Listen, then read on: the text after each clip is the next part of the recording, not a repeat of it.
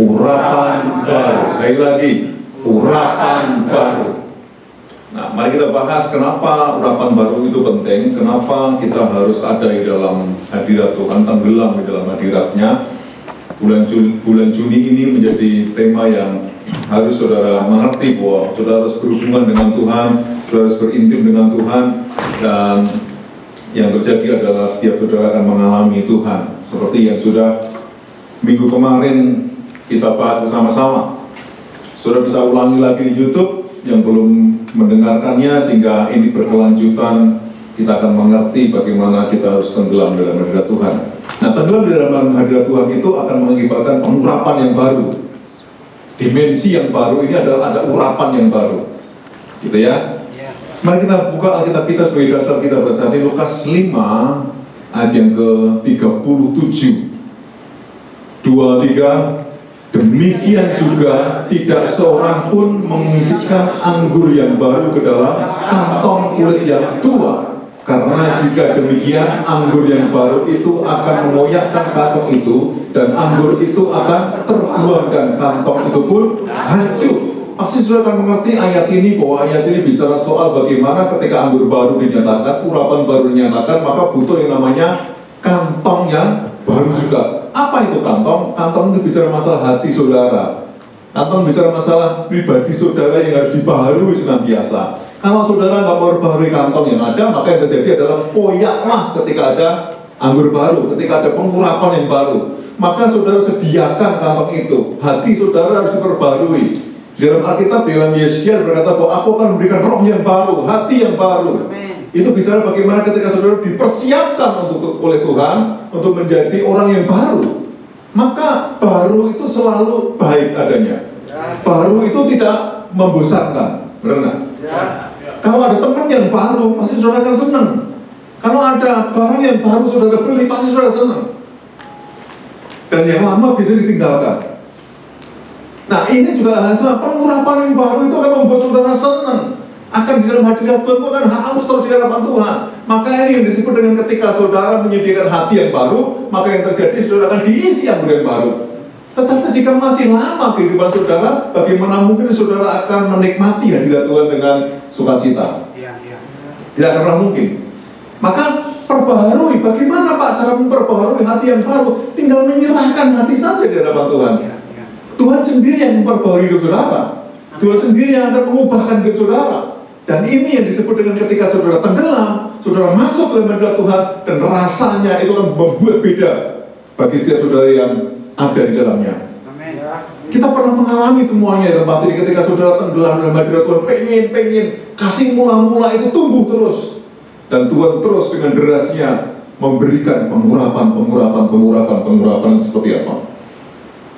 Mari kita lihat definisi pengurapan itu apa sekarang. Nah, pengurapan definisi yang pertama adalah melambangkan karya Roh Kudus dalam menguduskan dan melengkapi orang untuk melayani Tuhan. Ini karya Roh Kudus yang ada dalam diri saudara untuk apa? Menguduskan. Untuk apa? Melengkapi orang untuk apa? Melayani Tuhan.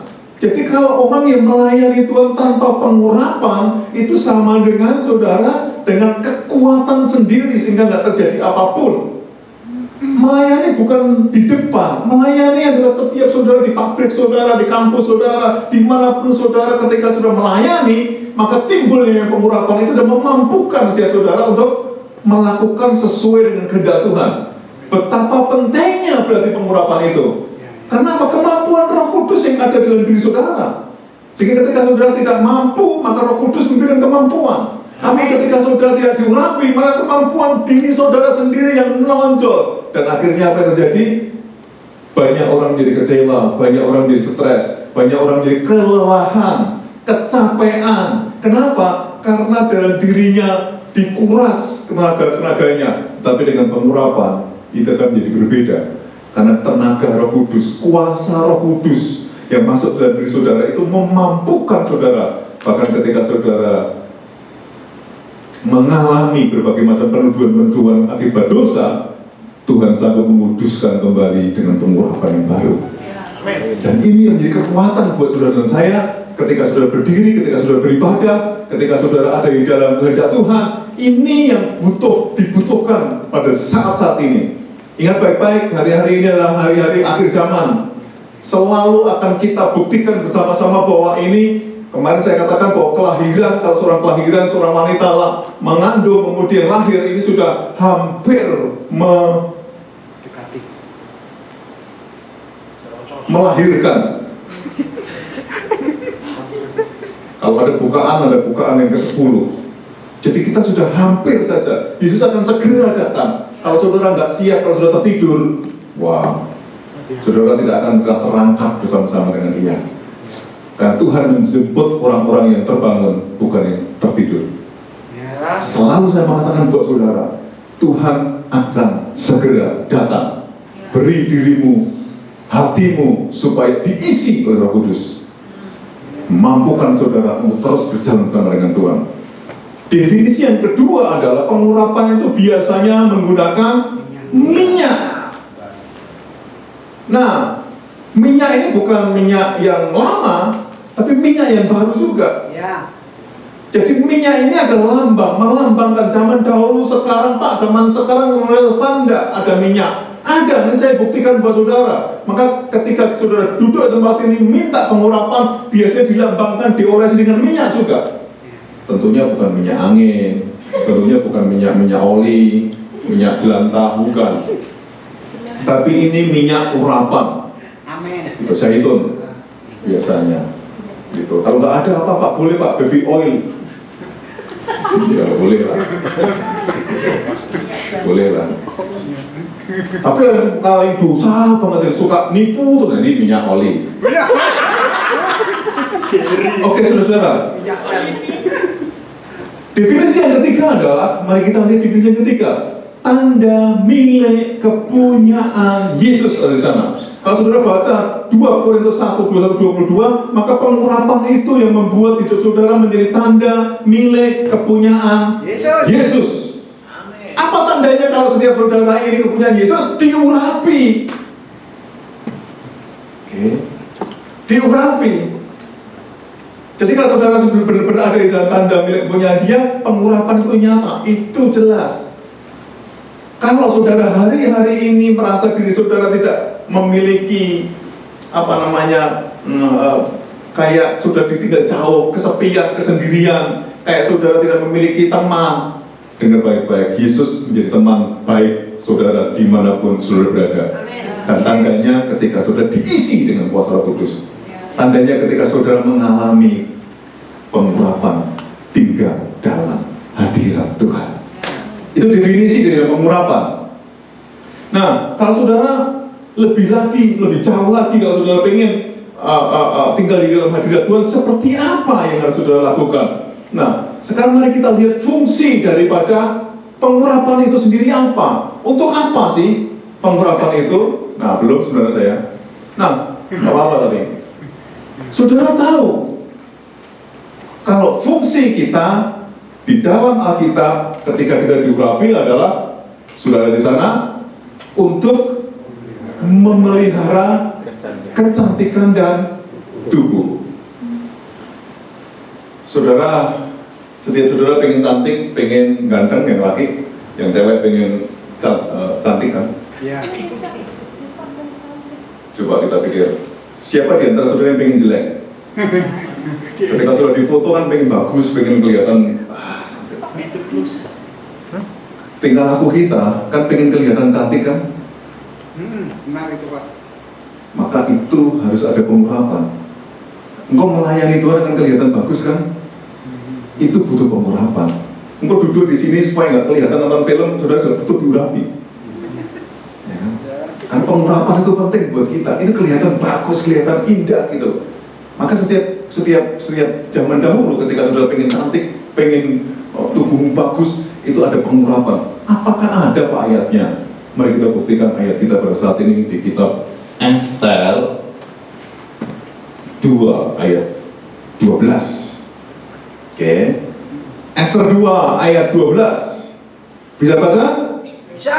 2, 3. Tiap-tiap kali seorang gadis mendapat giliran untuk masuk menghadap Ahasiveros Dan sebelumnya ia dirawat menurut peraturan bagi para perempuan selama 12 bulan. Sebab seluruh waktu itu digunakan untuk pemakaian wangi-wangian, 6 bulan untuk pemakaian minyak mur, dan 6 bulan lagi untuk memakai minyak kasih serta wangi-wangian perempuan. Minyak itu artinya diurapi. Kalau baca semuanya, itu ada pengurapan dengan minyak-minyak supaya tubuh Esther pada saat itu ketika dia audisi sebagai permaisuri Raja Ahasveros, apa yang terjadi? Wangi, bagus, tubuhnya indah. Dan ini butuh pengurapan. Maka ketika kita melayani dimanapun sudah berada, maka butuh ini supaya sudah kelihatan wangi, kelihatan indah, tubuhmu kelihatan tidak, kulitnya itu tidak, bahasanya apa? Bersisik apa? Jadi tidak bersisik, tidak kusam. Nah ini penting seperti itu. Maka ketika saudara menyadari bahwa hidup saudara ini dilihat oleh banyak orang, setiap saudara itu dilihat oleh banyak orang loh. Walaupun mungkin saudara tidak ngefan dengan saudara, namun dilihat minimal. Ketika dilihat, orang kok kayak gitu sih, orang kayak gitu sih. Itu kok kayak orang. Coba kita dipikir sudah pantas, padahal belum. Nah ini butuh pengurapan. Ini butuh pengurapan. Serius ini butuh pengurapan. Setiap saudara anak-anak Tuhan yang melayani Tuhan, yang saudara dimanapun, ingat baik-baik definisi pelayanan ya. Definisi pelayanan itu adalah melayani Tuhan, bukan melayani pekerjaan Tuhan. Ya, jadi bukan berarti kau yang di sini iya, tapi yang di sana juga iya gitu. Karena kita sedang melayani Dia. Anggap ya, sehingga kita bisa terpancar yang namanya hadirat Tuhan yang keras yang luar biasa. Ketika senyummu saja bisa mempertobatkan orang. Karena melihat Ratu Esther sebelum dia jadi ratu, wangi-wangian untuk menggantikan Wasti. Nah, yang terjadi apa pada saat itu? Ketika contoh nih ya, ini audisi permaisuri ya. Nanti kalau saudara mungkin di sini ada yang audisi seperti ini. Raja, ya, ini Alkitab bilang kan? Nomor 1, jalan ya. 1 lihat. Jangan membayangkan ya bahwa kamu raja ya. Nah, nomor 1. Ketika dia dengar, oh no. Nomor 2, semua wangi semua. Nah, apa yang membedakan sekarang Esther ini? Ketika Esther lewat, yang terjadi adalah raja dari ujung rambut, ujung kaki dan semuanya, segala ujungnya dilihat sama dia. Ini menarik. Ini menarik hatiku. Ini lambang daripada Yesus melihat gerejanya. Gereja sedang beraudisi dan dilihat wangi, bagus, tubuhnya bagus, tidak bersisik dan jernih, cemerlang. Gara-gara apa? Urapan. Jangan lupa ya, urapan itu 6 bulan, setahun, begitu. Jangan sekali doang kemudian selesai. Itu hanya sebuah rutinitas. Mari yang ingin diurapi maju ke depan, selesai besoknya enggak. Itu bukan begitu. Itu sesekali doang. Nah oleh sebab itu pengurapan terus, maka dikatakan Alkitab, khotbah kita bersedia tenggelam di dalam hadiratnya. Karena kita memang pengen tubuh kita, hidup kita, selagi kita melayani Tuhan, kesempatan yang ada ini, hidup saudara harus berdampak dan orang melihat, wow. Pernah nggak engkau di-wow orang lain? Wow. Wow-nya jangan ngejek tapi wow. Pernah nggak? Saudara tiba-tiba wow. Karena apa? Ini yang penting buat diri kita. Karena kadang-kadang kalau saudara ini mengalami ketegangan dalam saudara melayani Tuhan, dimanapun saudara berada, kemudian saudara mengalami karena stres dan berat, maka hidup saudara itu tidak memancarkan akan pengurapan itu sendiri, akan Tuhan itu sendiri. Maka yang saya katakan di tempat ini, ketika saudara mulai pengurapan, pasti akan ada perubahan di dalam wajah saudara. Masih ingat Musa ketika dia turun dari gunung, dia bersinar. Dia melihat Yesus pada waktu Yesus Kemarin itu tuh si Petrus dan kawan-kawannya melihat transfiguration si Yesus, kemudian Musa dan Elia di sana. Di sana juga ada sinar kemuliaan selalu terpancar itu. Dan ini penting buat saudara saya. Maka kenapa kekristenan identik dengan sukacita, dengan wajah yang bagus, walaupun saudara kurang tidur sekalipun, seharusnya mempunyai wajah yang baik untuk ditonton, baik untuk dilihat, bukan menjemukkan orang yang menontonnya. Butuh pemurapan. Mari kita lihat fungsi yang kedua. Fungsi yang kedua adalah 23 untuk pentas pisang. Zaman dulu ketika sudah diurapi, maka butuh pentas pisang itu sendiri. Pengurapan itu artinya tadi dikatakan menguduskan. Maka untuk menasbiskan orang menjadi apa, butuh diurapi. Perjanjian lama, perjanjian baru, sama saja. Pengurapan itu membuat saudara menjadi naik, ditasbiskan menjadi apa. Nah, pada saat zamannya, mari kita lihat Daud ya. 1 Samuel 16 ayat 13. Sama-sama lagi, 2-3. Samuel mengambil tabung tanduk yang berisi minyak itu dan mengurapi Daud di tengah-tengah saudaranya. Sejak hari itu dan seterusnya apa? Berkuasalah roh Tuhan atas Daud. Lalu berangkatlah Samuel menuju Rama. Ketika Saul menjadi raja itu pun diurapi. Kalau saudara baca di ayat sebelumnya, Saul dianggap menjadi raja, diurapi untuk apa? Ditasbiskan menjadi raja. Tidak sah kalau tidak diurapi. Saudara juga tidak sah ketika saudara mengatakan aku anak raja, aku anak raja. Kita semua anak raja. Tidak sah ketika saudara belum mengalami pengurapan itu sendiri. Maka ketika Daud pada saat itu keluar dari penggembalaannya, ditunggu sama keluarganya, sudah tahu bahwa selalu ada kesempatan saudara itu untuk naik, tetapi ada kesempatan juga saudara untuk turun. Saya ingatkan buat saudara, waktu itu Saul berbuat yang tidak bagus di hadapan Tuhan, sehingga Tuhan berkata, engkau sudah tidak lagi mendengarkan perkataan Tuhan, maka akan diturunkan. Nah, penggantinya siapa? Apakah Daud punya cita-cita jadi raja? Tidak ditulis di dalam Alkitab. Nggak ditulis. Tetapi Daud dimulai daripada bagaimana kesetiaannya kepada domba-domba yang dia gembalakan. Dan pada saat itu Samuel datang di rumah ayahnya Daud. Satu persatu saudara-saudara Daud disuruh untuk maju ke depan. Tetapi Tuhan berkata, bukan perawakan yang aku pilih, tapi hati di hadapan Tuhan seperti apa.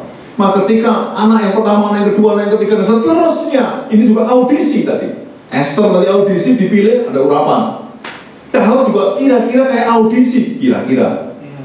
Sehingga pada saat itu terjadi adalah Samuel bukan ini. Padahal dia nggak mikir untuk menggantikan Saul. Tetapi Tuhan mikir. Mungkin saudara nggak mikir ya, engkau jadi apa? Tapi Tuhan sedang mikir untuk menggantikan saudara itu mau jadi apa nanti? Ini anak ini tak urapi mau jadi ini. Siapa tahu, kita nggak pernah ngerti, hidup ini misteri, bukan? Ya. Maka saya katakan kemarin kalau saudara lihat di SCTI Plus, di sana saya katakan bahwa orang goal tertinggi daripada manusia adalah menemukan kunci kehidupan yang misteri itu. Karena hidup ini misteri, kalau kamu memiliki kunci, maka bisa membuka kehidupan yang misteri itu. Nah, Daud, dia bisa perlahan-lahan membuka kunci itu, kehidupan itu.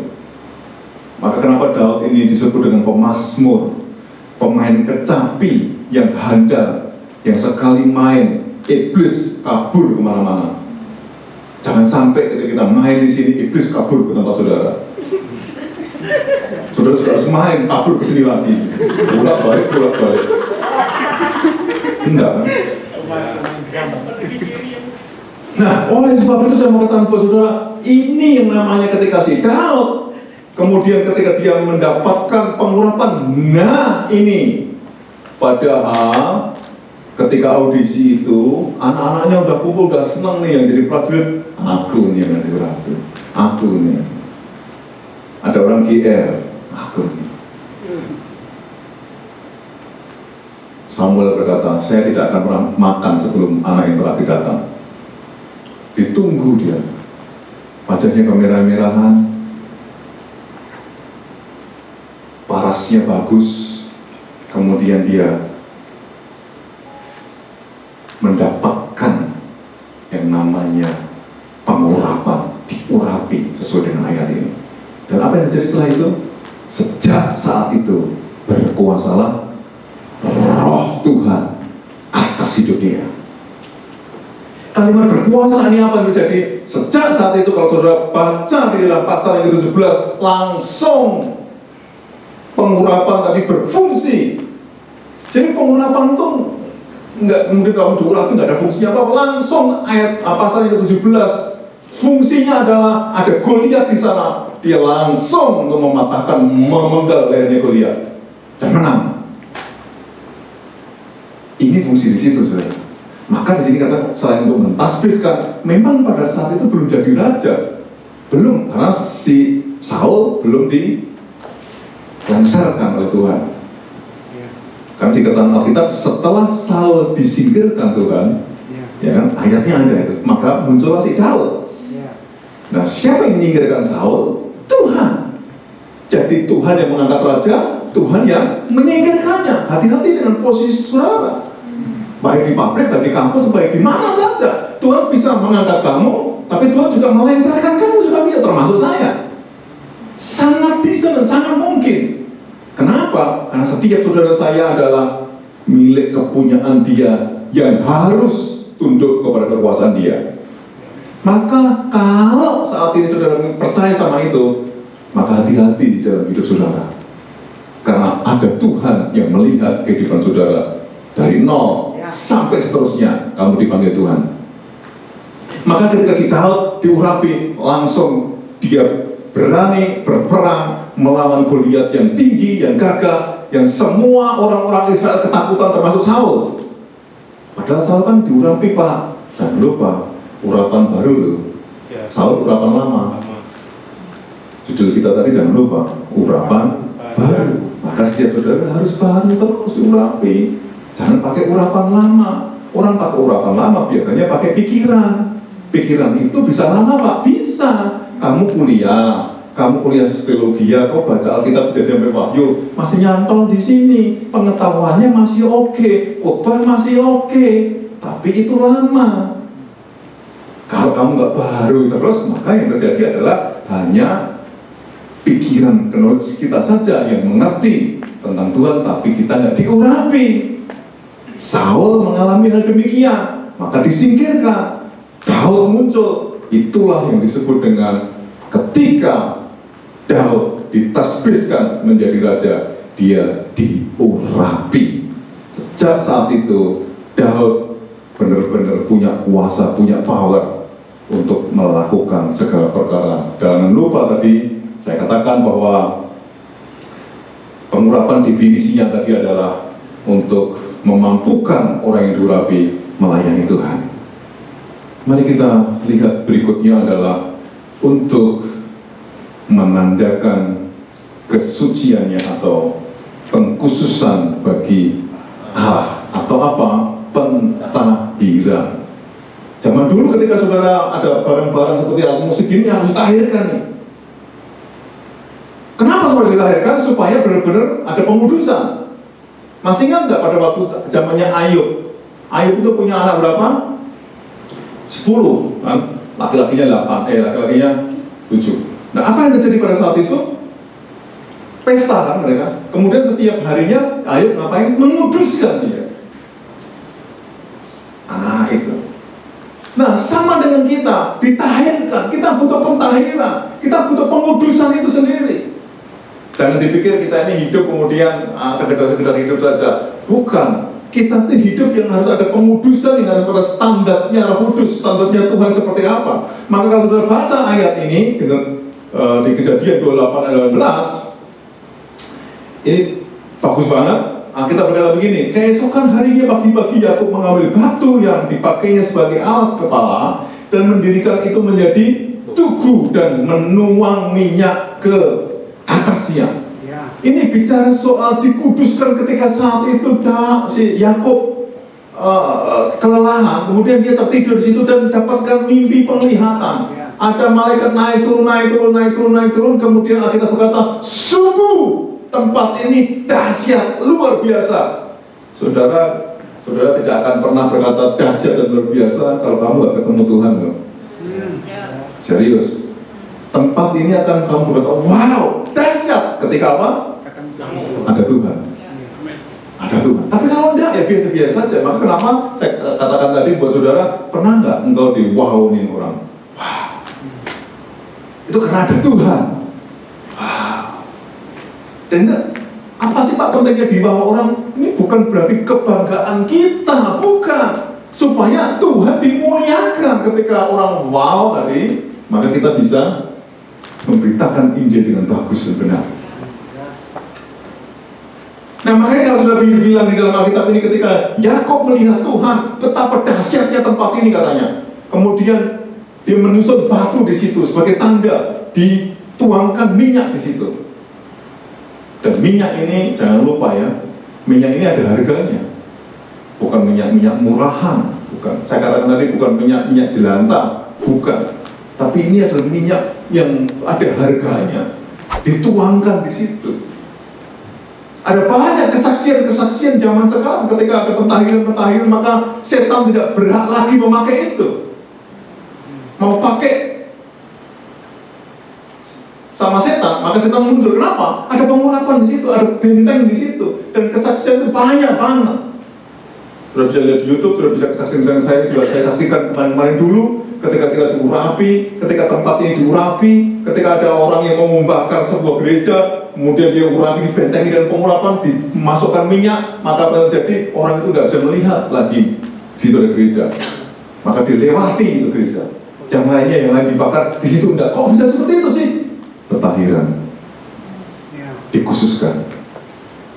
Maka ini menandakan kamu orang khusus, kamu bukan orang yang umum. Maka kenapa selalu saya menjadi antusias? Kenapa? Karena kita bukan orang yang umum, kita ini orang yang khusus.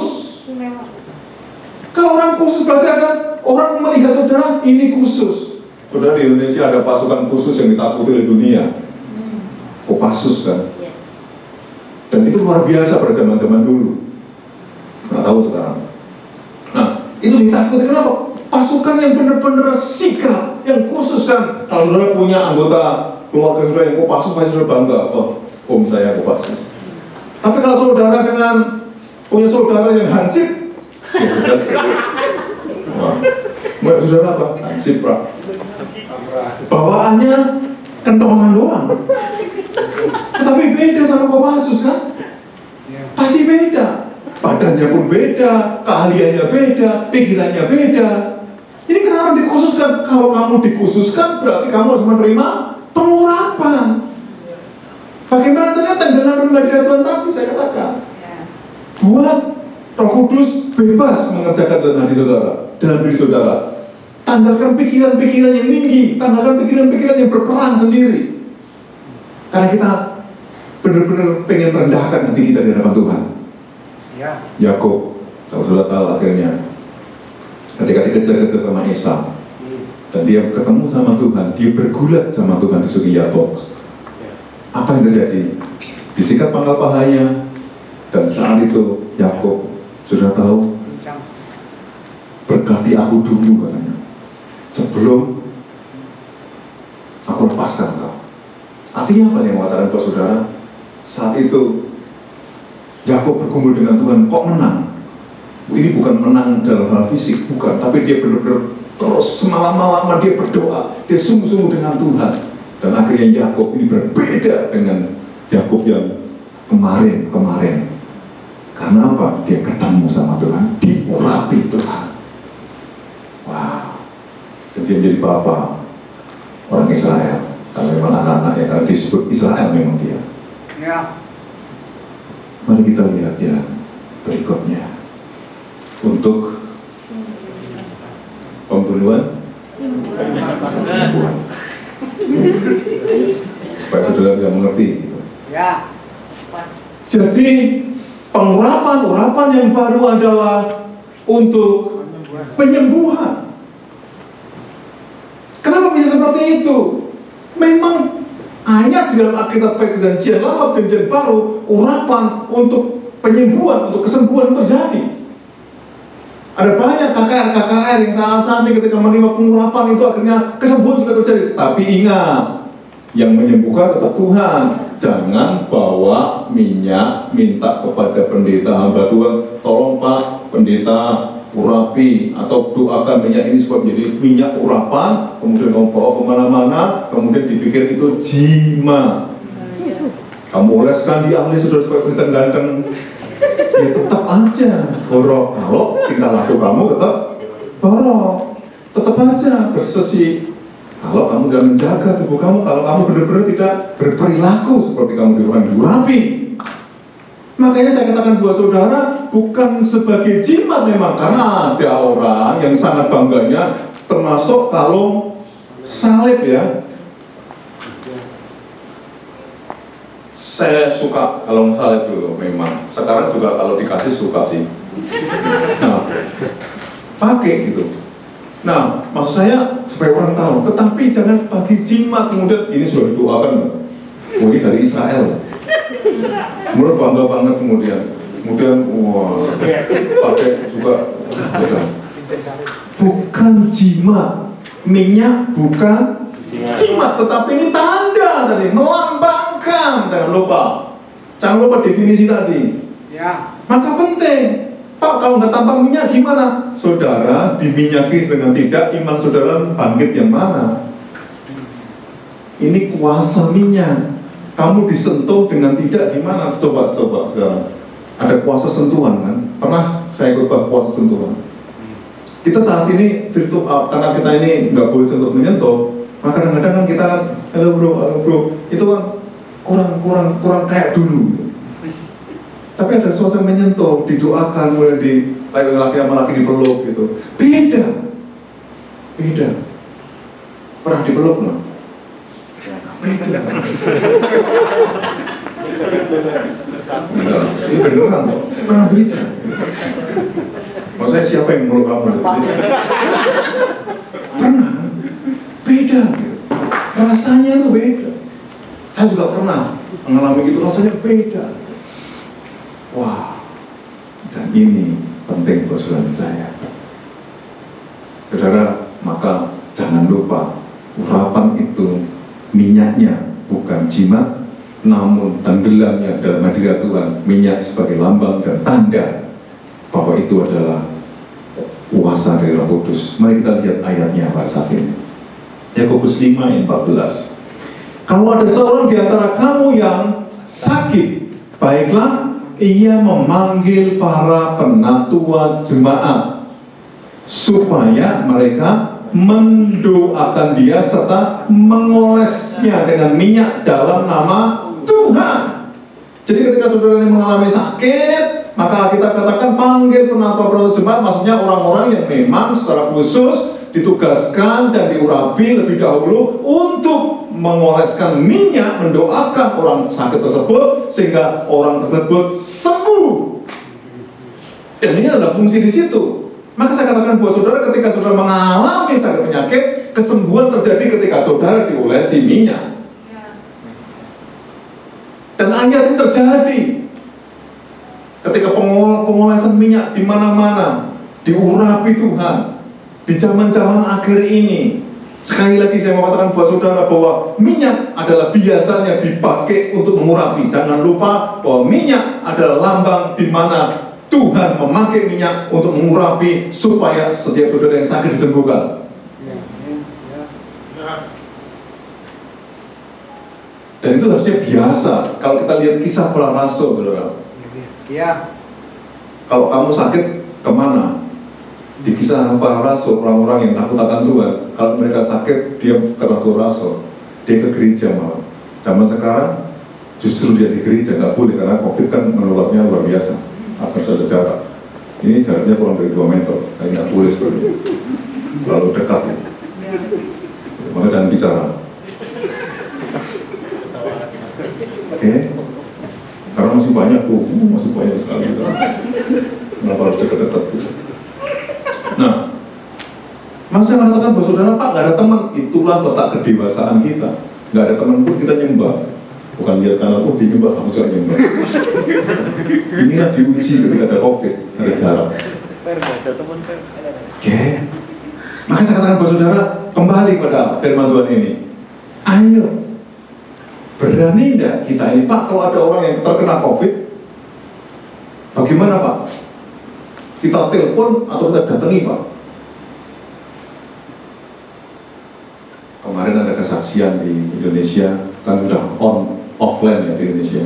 Ada beberapa gereja yang offline, dan offline itu yang di gereja ya, beribadah bersama-sama. Tiba-tiba ada yang terkena juga di satu kota, nggak saya sebut namanya kotanya, kena tuh gereja. Padahal baru pertama kali kebaktian, langsung kena.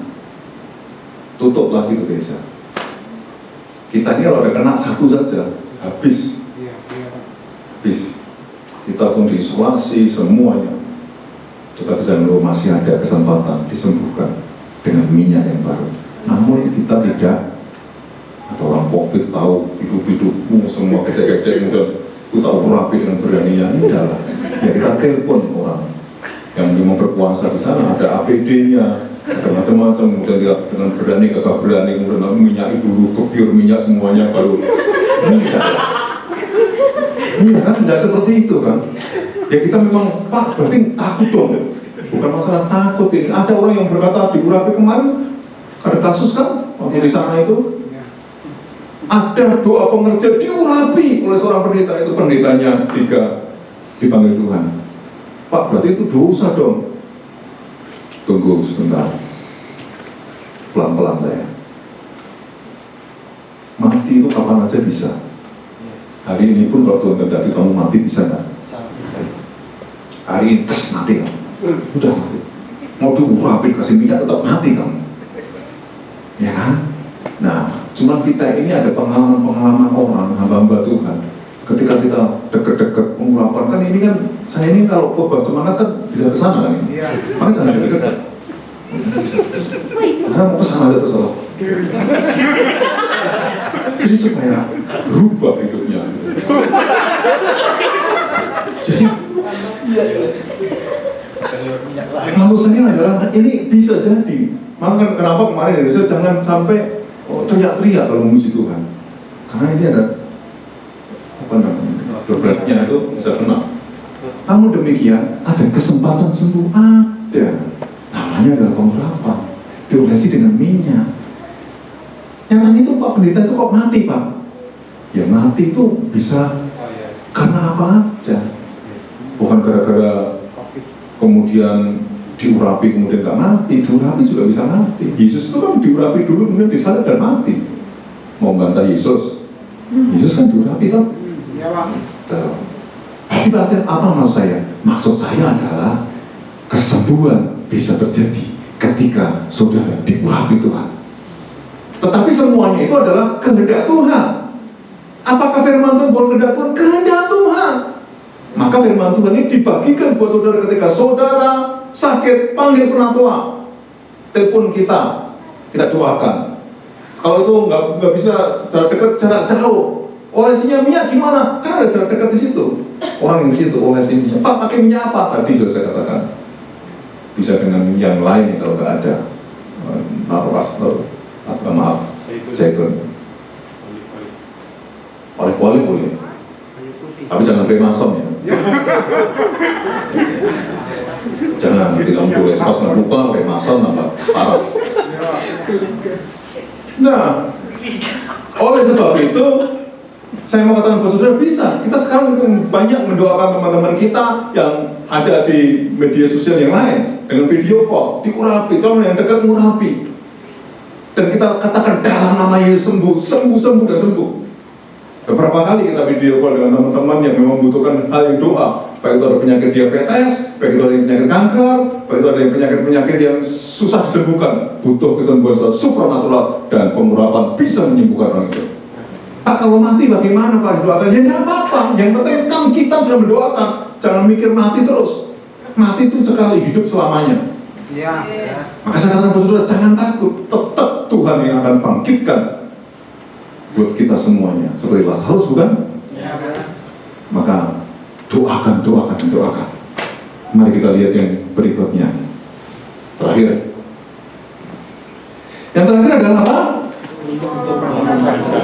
Jadi itu memampukan kita untuk bersaksi oleh darah anak domba dan oleh kesaksian kita, iblis dikalahkan.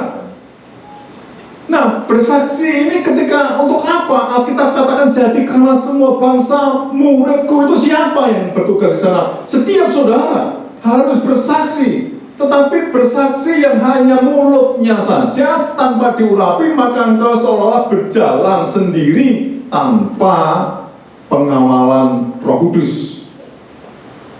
Dan ini menjadi hal yang membuat saudara pasti akan kecapean dan akan mengalami ketidakkuasaan untuk apa? Membuat orang bisa bertobat di hadapan Tuhan. Dan hati-hati, bersaksi itu biasanya ditambah-tambahkan kalau orang nggak diurapi. Misalnya kalau bersaksi di tempat sana atau ada tabrakan misalnya, padahal cuma serempetan. Tapi kamu bersaksi, saudara saya melihat dengan kepala mata saya sendiri bahwa di sana ada orang ditabrak, langsung kepalanya Pak, orangnya terjungkrak, kepalanya nggak tahu kemana. Padahal dia sedang pusing lihatnya. Padahal masih di situ. Nah, kadang-kadang ini kesaksian ditambah-tambahkan. Kalau orang yang diurapi, kesaksiannya ditambah-tambahkan. Maka kita katakan jangan bersaksi dusta. Dan di gereja pun kadang-kadang orang supaya orang takjub kepada Yesus, kita menambahkannya. Tidak perlu, kesaksian itu murni, nggak perlu ditambahkan karena diurapi. Walaupun saudara pengen supaya mereka bertobat kepada Yesus, kamu tambah-tambahkan kesaksian. Dulu saya juga pembunuh, saya dulu preman, sekali orang lirik, oke sajalah, sikap, ya kan? Kita habisi dia. Bangga, padahal apa? Nggak terkenal juga, dia nggak pernah membunuh siapa-siapa. Belum kayak si John Kay atau John Lennon atau siapa. Tapi ini masa ditambah-tambahkan supaya apa? Supaya saudara yang melihatnya, wow. Dan sekarang saya bertobat. Nah, walaupun hasilnya bertobat, tapi kan kalau ditambah-tambahkan nggak ada kuasa, nggak ada urapan. Nah, jangan bersaksi untuk menambah-nambahkan segala sesuatunya. Biasa saja, diurapi berarti saudara jujur. Saksian-saksian jujur. Setiap saudara yang mengalami sesuai dengan apa yang dikehendaki oleh Roh Kudus dengan saudara, saksikan itu. Apa yang saudara alami, saksikan itu saja. Ada banyak hal yang terjadi ketika ketemu sama Yesus. Orang perempuan Samaria di Yohanes pasal yang keempat.